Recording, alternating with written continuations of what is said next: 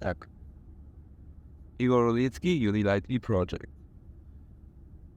Well, there's one thing that's super important that we do daily, and that is feeding our minds with different stuff of content that we do. So we do live in the era of content. You accumulate content either from press, maybe TV, maybe from other sources, maybe from obviously internet and different apps that you are a part of, different social networks that you are a part of, reading content from your friends, from the influencers. And this creates your sort of way and map of reality that you try to and allow in your mind. This map, it becomes your filter on how you see life.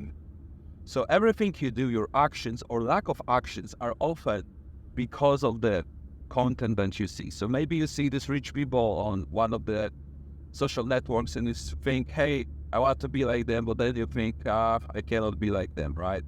So you have some reaction, mental stimulation, either positive or negative, based on the content that you have just listened.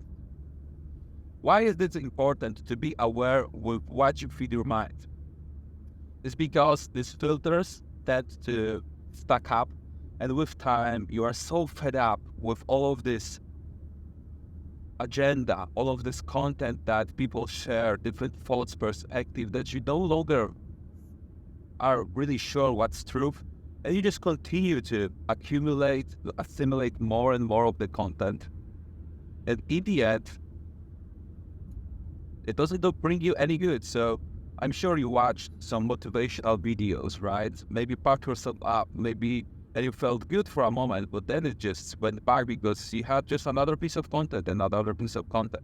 This era where we are addicted to constant informational stimuli coming from the content, constant buzz in our mind that kind of makes our own thoughts being a bit less.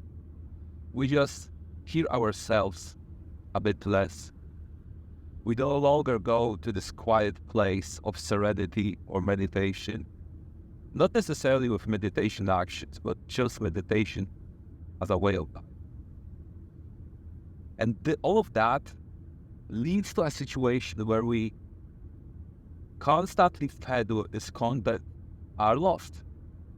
So how to not become lost in the era of constant content generation? Even though, again, it's not easy, conscious choosing the pieces of content that you allow in and doing your best to limit the random content in, to not necessarily spend tons of time on TikTok, on Facebook, on random channels. Maybe you have someone you want to follow because it's really aligned with your goals and what you want to fit to your mind.